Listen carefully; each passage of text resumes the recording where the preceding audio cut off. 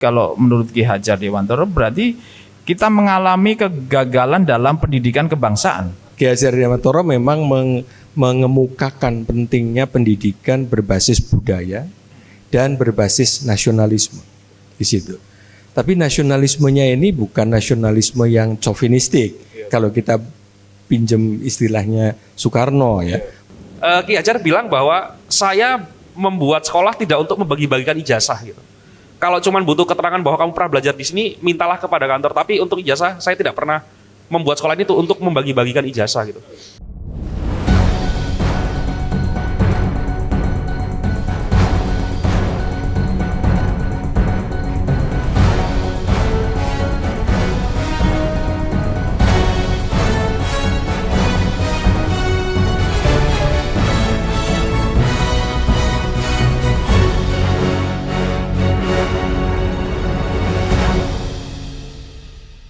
Assalamualaikum warahmatullahi wabarakatuh. Selamat sore dan salam sejahtera buat kita semua. Salam sendir.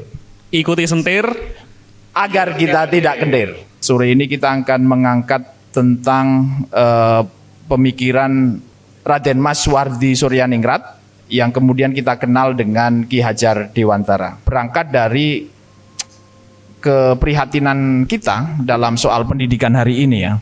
Pendidikan hari ini, bagaimana pendidikan hari ini Ki Hajar itu hanya dijadikan slogan dan tokoh yang kira-kira menjadi simbol dari pendidikan nasional, tetapi dia tidak diakarkan, tidak ditanamkan sebenarnya, tetapi hanya menjadi simbol di permukaan saja.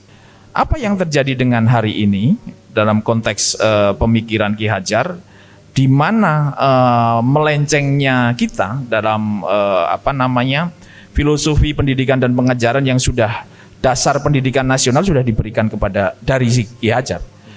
Apa yang terjadi hari ini dan kenapa konteks penyimpangan itu bisa terjadi? Ki Hajar ini kan hidup di era kolonial ya, di mana pendidikan pada masa itu sangat diskriminatif terhadap kaum yang terkolonialisasi, yang pada masa itu disebut sebagai inlander, ya karena kan kita dibagi menjadi beberapa kategori ya, ada ada Europis pertama, itu orang-orang Eropa, kemudian Vreemde Oosterlingen, itu orang-orang Timur Jauh, dan kemudian inlander, ada 3 golongan. Itu yang menurut saya mestinya bukan inlander kalau kolonial itu tidak menggunakan ide rasisme. Mestinya Vreemde Westerlingen. Mestinya. Ya, kita Easterlingen. Kita orang timur, gitu kan. Dan kemudian orang Eropa tidak disebut sebagai Europis, tetapi mestinya Vreemde Westerlingen. Di situ. barat. Ya, jadi ada Oosterlingen, kemudian ya kita menjadi orang-orang Indonesia. Waktu itu belum Indonesia, tetapi tidak disebut sebagai inlander. Inlander kan artinya orang pedalaman, orang udi, orang pribumi. Dalam bahasa yang lebih dihaluskan menjadi pribumi tadi. Nah, di dalam situasi yang seperti itu Ki Hajar melihat bahwa pendidikan yang diskriminatif itu tidak berbasis pada hak. Tidak berbasis pada hak. Pada hak. Nah, dia mengemukakan ide bahwa sebenarnya pendidikan ini seharusnya berbasis pada hak. Sehingga setiap individu itu punya hak untuk terdidik melalui proses pendidikan. Dan tentu saja kemudian dia akan memperoleh proses pengajaran. Nah, pengajaran di sini dilihat oleh Ki Hajar sebagai proses transmisi pengetahuan ke dalam pikiran orang, sehingga pikiran orang itu bisa mampu menemukan cara-cara membebaskan diri dari suatu kungkungan pengetahuan yang mendominasi pikiran kita. Di situ, yang pada masa itu disebut sebagai inlander. Pendidikan itu sebagai instrumennya, pengajaran sebagai strateginya di situ. Jadi ini menjadi sesuatu yang penting karena dengan berbasis hak maka setiap individu itu bisa mengembangkan potensi dirinya. Nah, ini yang tidak terjadi pada masa kolonial. Sehingga hanya kaum bangsawan, kaum Europis, orang-orang Vreemde Oosterlingen, dan kemudian kaum bangsawan di situ yang memperoleh pendidikan Belanda pada masa itu. Sementara orang-orang biasa pada akhirnya diberilah kemudian pendidikan sampai pendidikan angka loro pada waktu di Jawa atau angka 2, hanya 2 tahun. Yang penting dia bisa mengetahui ABCD, bisa mengetahui angka, berhitung dan itu. Untuk apa? Supaya mereka bisa menghitung pengupahan uang di situ. Jadi kolonialisme ini pada dasarnya melakukan pelanggaran hak.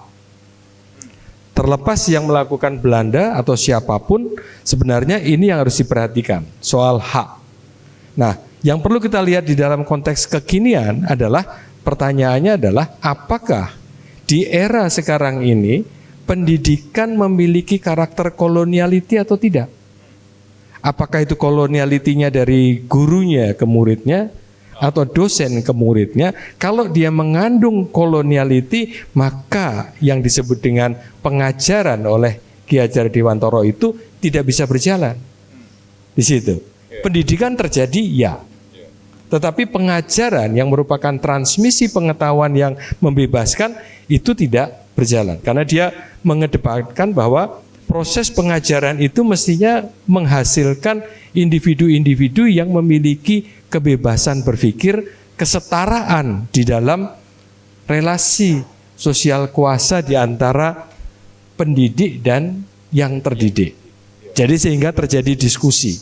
Nah, kalau terjadi koloniality, maka ya tidak ada bedanya dengan kolonial pada masa itu. Dulu Belanda, sekarang yang terjadi kolonialismenya adalah ya kita brown skin white mask.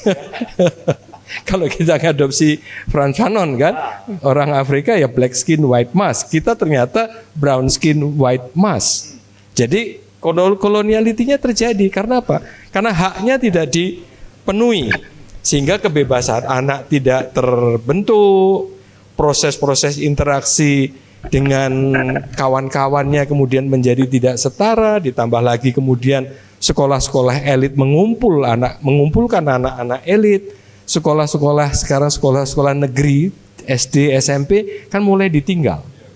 Kemudian SD SMP itu kemudian akhirnya diisi oleh orang-orang yang pada masa kolonial dulu disebut inlander, yang dalam konteks sekarang diisi oleh ya orang awam yang secara sosial ekonomi berada di kelas menengah ke bawah. Sementara elitnya mengumpul di sekolahan swasta yang diasumsikan memiliki kurikulum yang lebih bagus. Walaupun bagus itu belum tentu memerdekakan di situ. Nah, ini yang perlu kita diskusikan lebih lanjut karena ada pengakuan hak di situ. Ya, kalau kita bicara tentang koloniality yang masih bersemayam pada bangsa kita hari ini, berarti kan koloniality ini tidak sepenuhnya pergi dari bumi Indonesia. Betul. Yang hilang itu hanya Belandanya. Penjajah Belandanya secara fisik, ya. Tetapi mentalitasnya masih bersemayam di dalam bangsa kita sendiri. Betul. Bahkan. Dan itu berhubungan, kalau menurut Ki Hajar Dewantara, berarti kita mengalami kegagalan dalam pendidikan kebangsaan. Betul. Karena kalau Ki Hajar bilang bahwa yang membedakan pendidikan kolonial dan pendidikan nasional itu adalah kebangsaannya. Betul. Gitu.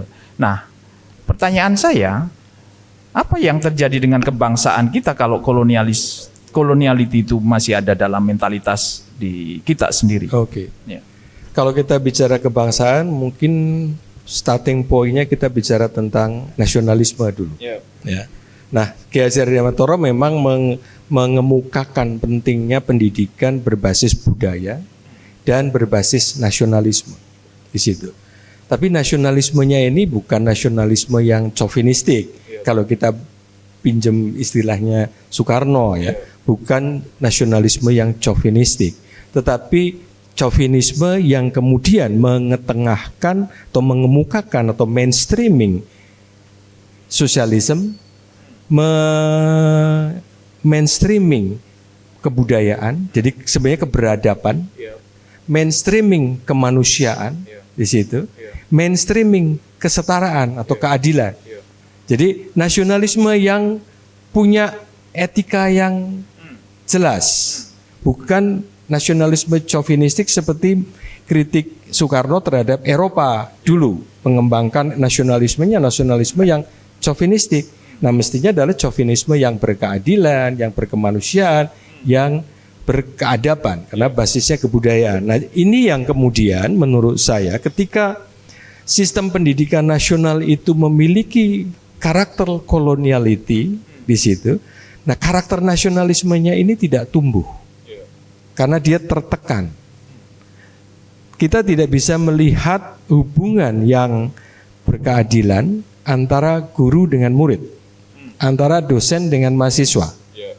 Ya, di dalam instrumen pendidikan kita tidak bisa melihat itu. Yang ada adalah hubungan yang sangat hierarkis antara guru atau dosen dengan mahasiswa atau murid.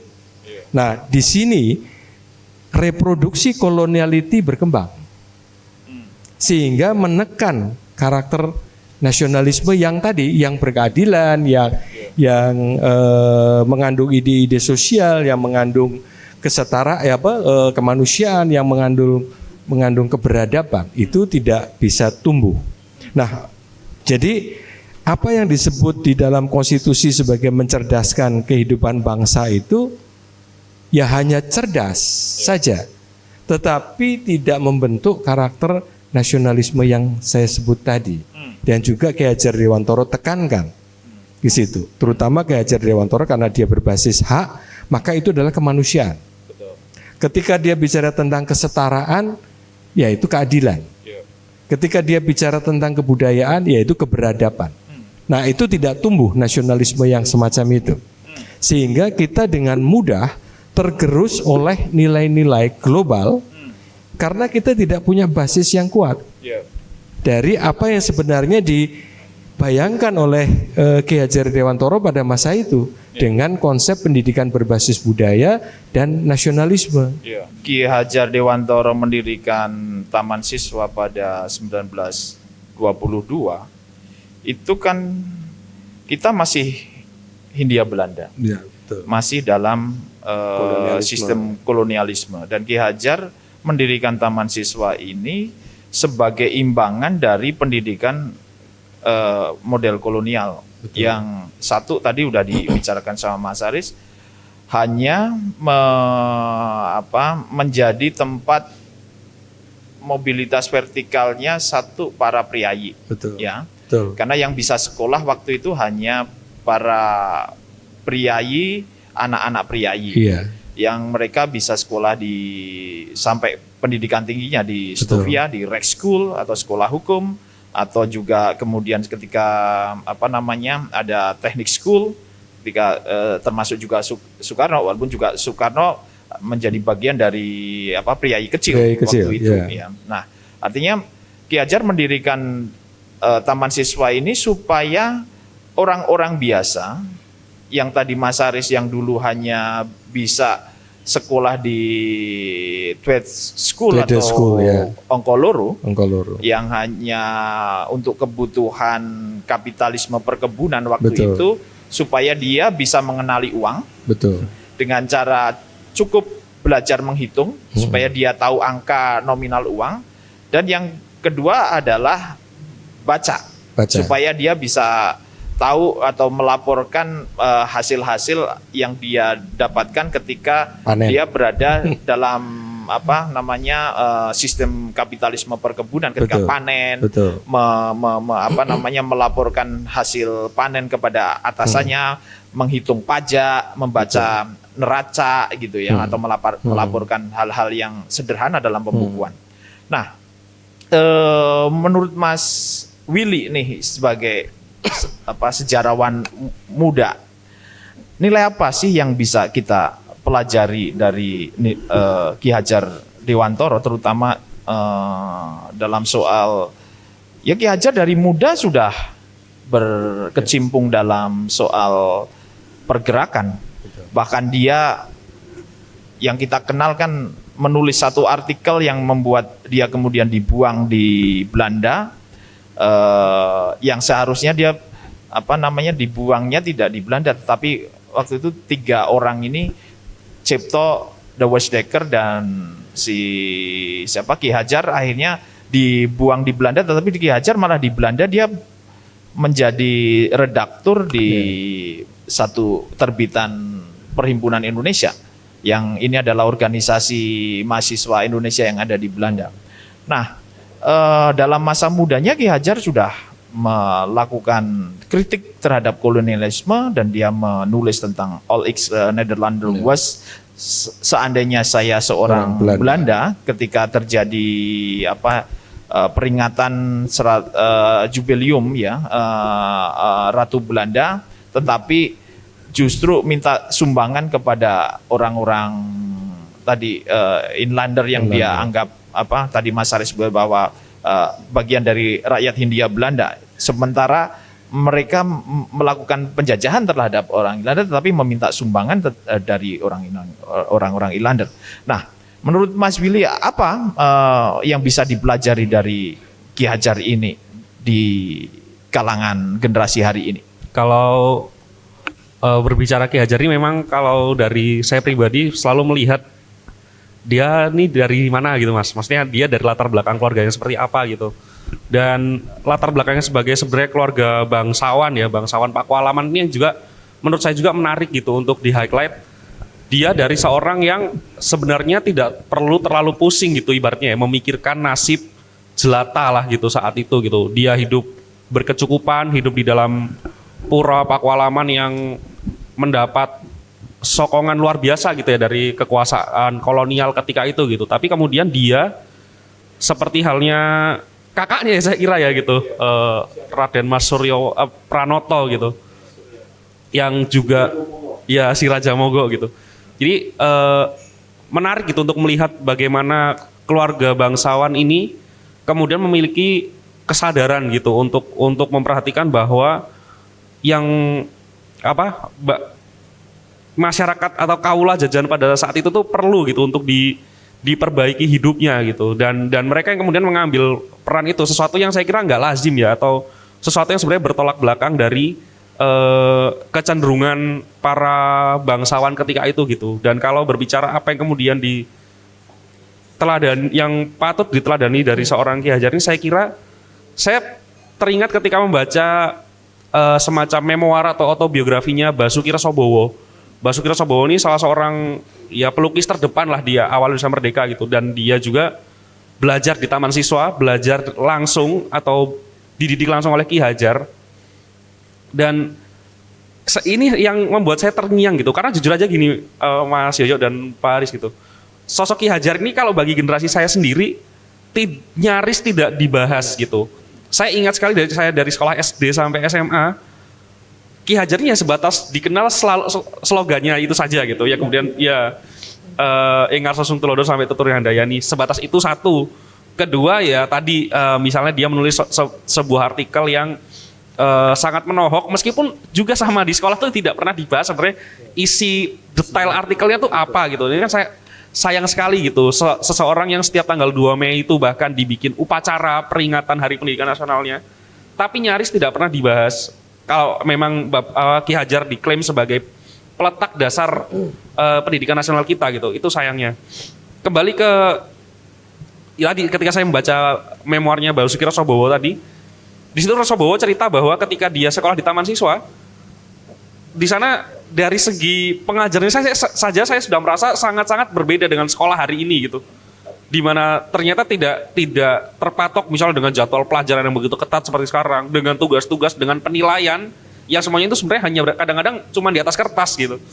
Dan ketika itu Rasobowo bilang bahwa ketika dia kemudian sudah beberapa tahun sekolah di Taman Siswa, dia disuruh berhenti oleh Ki Hajar gitu, karena menurut Ki Hajar, kamu sudah cukup gitu, kamu sudah cukup belajar di sini, sudah dapat apa yang kamu bisa dapat untuk kamu hidup kemudian gitu. Dan dia bilang, dan ketika Rasobowo meminta ijazah, Ki Hajar bilang bahwa saya membuat sekolah tidak untuk membagi-bagikan ijazah gitu. Kalau cuma butuh keterangan bahwa kamu pernah belajar di sini, mintalah kepada kantor, tapi untuk ijazah saya tidak pernah membuat sekolah ini tuh untuk membagi-bagikan ijazah gitu. Dari situ saya tergelitik untuk kemudian melihat apakah kemudian apa yang diperancang dibentuk oleh Ki Hajar ini masih ada sampai sekarang, dan saya kira mungkin sangat bisa dibilang tidak ada ya, meskipun 1-2 sekolah saya kira sekolah-sekolah eksperimental itu mencoba membuat seperti itu gitu. Tapi saya kira hal-hal yang mendasar seperti ini, jadi kalau kita Mas Yoyo tanya apa yang sebenarnya bisa diteladani ya, justru jawaban bagi generasi angkatan saya sekarang nih buta gitu sebenarnya bisa dibilang, karena memang nyaris tidak pernah dipelajari dengan detail gitu. Seseorang yang bahkan tadi ya semboyannya itu dijadikan semboyan Kementerian Pendidikan gitu, satu kementerian paling fundamental lah saya kira di negara ini harusnya gitu. Tapi itu nyaris tidak terbahas dan tidak menjadi wacana utama lah gitu, dan di setiap tingkatan sekolah bahkan, dan itu yang saya kira cukup ironi sebenarnya. Jadi kalau ditanya apa, tentu sebenarnya banyak ya. Setelah saya kemudian di bangku kuliah ini membaca membaca biografinya Taman Siswa atau biografinya Ki Hajar, dan tulisan Ki Hajar yang sangat melimpah sebenarnya, itu ternyata ketika saya baca ternyata ini nyaris tidak ada residunya bahkan gitu, atau sisa-sisanya gitu yang bisa dirasakan bahkan oleh generasi saya. Itu sih saya kira Mas kalau berbicara Ki Hajar hari ini gitu. Sebenarnya ada yang tersisa dari Ki Hajar sekarang ini, tetapi dibalik oleh Menteri pada masa Nadiem Makarim. Iya. Kurikulum Merdeka Belajar. Sebenarnya yang dimaksud oleh Ki Hajar Dewantoro itu adalah belajar merdeka, bukan merdeka belajar. Jadi dipelintir. Nah, ketika dipelintir, kehilangan substansi pengertian dari belajar merdeka, karena yang diagendakan oleh Ki Hajar Dewantoro dengan belajar merdeka itu adalah belajar keluar dari karakter koloniality. Jadi keluar dari karakter koloniality ini artinya keluar dari karakter kolonialisme Belanda dengan berbagai macam transmisi nilai kolonialnya di situ, keluar dari situ, keluar dari Eurocentrism sebenarnya, dan kemudian mengungkapkan bagaimana kemampuan individu itu sebenarnya ada. Kemampuan culture lokal itu ada dan ada di dalam setiap individu. Nah, kemudian setiap individu yang belajar merdeka tadi itu juga akan pada saat yang sama dia belajar tidak melakukan koloniality itu sendiri terhadap orang-orang sendiri. Itu yang kemudian dikhawatirkan oleh para pendiri negara ini, jangan-jangan pada suatu masa nanti ke depan justru yang paling berat adalah ketika kita berhadapan dengan orang yang mengkolonialis kita, gitu, menjajah kita, tetapi itu adalah bangsa sendiri, dan itu terjadi. Dan itu dikatakan Ki Hajar memang seperti itu. Betul. Nah, itu terjadi. Dan instrumennya apa? Instrumen pendidikan yang mengabaikan proses belajar merdeka. Itu kan dekolonisasi of mind sebenarnya. Decolonization of mind itu yang paling penting dari Ki Hajar. Ya, sehingga keunikan individu itu menjadi sesuatu yang penting. Tidak bisa disamakan. Nah, pendidikan sekarang kan semua jadi generalisir. Semua orang harus nanti memenuhi standar ini standar ini, dinilai nilainya sekian, lulus, semuanya terstandarisasi, terseragamkan, sehingga seperti ya pendidikan itu adalah produk pabrik pendidikan, gitu. Beda dengan idenya Ki Hajar. Kalau Ki Hajar itu menghasilkan orang yang memiliki kemampuan menjadi merdeka. Nah, bedanya di situ.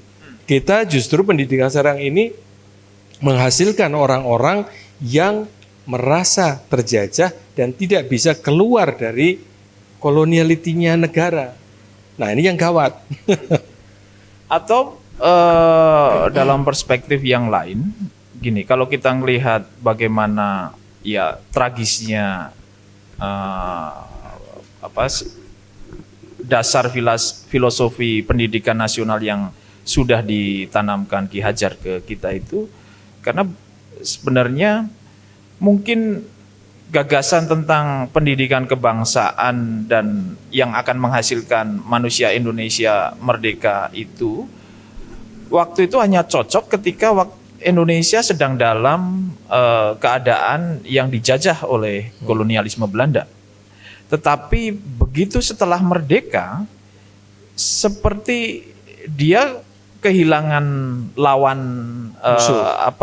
musuh dalam sistem pendidikan kolonial yang vis a vis dengan pendidikannya Ki Hajar, pendidikan kebangsaannya Ki Hajar ini. Nah, apakah proses itu juga menjadi pengaruh sampai kemudian filsafat pendidikan nasionalnya Ki Hajar ini pelan-pelan hanya jadi slogan tetapi nggak ada isinya. Iya, kosong. Iya, kosong. Kalau kita kembali ke Ki Hajar, ada 3 hal yang penting ya di dalam pendidikan dan pengajaran ya. Pertama adalah sekolahan, tentu saja. Kemudian, murid, kemudian orang tua dan masyarakat. 3 itu. Itu sesuatu yang sangat penting.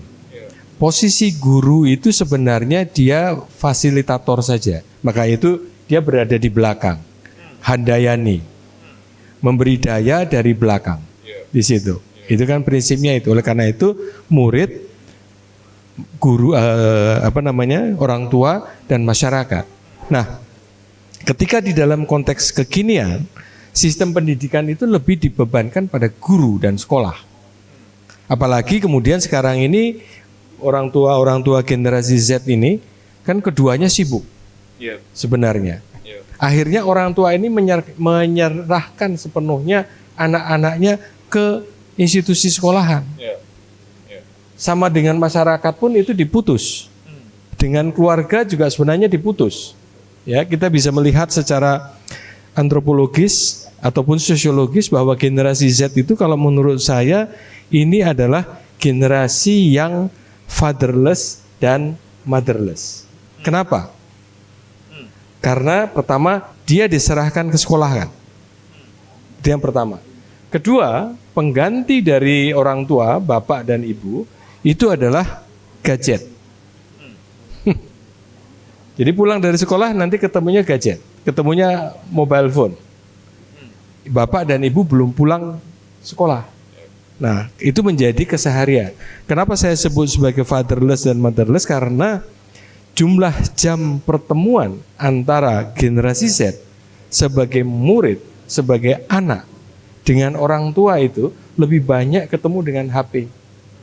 Nah, disitulah kemudian sistem Ki Hajar Dewantara ini nggak bisa melibatkan orang tua di dalam pendidikan karena dilepas.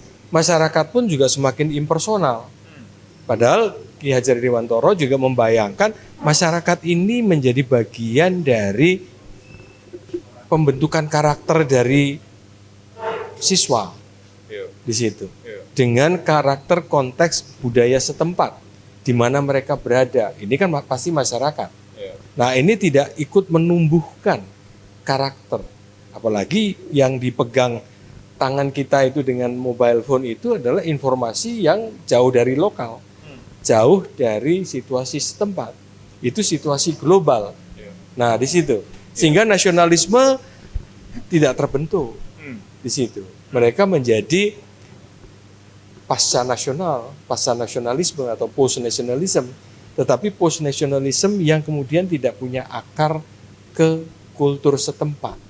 Nah, ini menjadi tantangan di dalam konteks kekinian. Bagaimana kemudian menghidupkan kembali ide Ki Hajar Dewantara ini dengan ide-ide yang tadi sebenarnya pendidikan berbasis hak yang artinya kemanusiaan, ini kan hak asasi basisnya. Kemudian yang berkesetaraan, berkeadilan, dan kemudian berbasis pada keadaban. Nah, ini menjadi susah untuk bekerja di dalam konteks kekinian dan termasuk ketika merdeka di situ.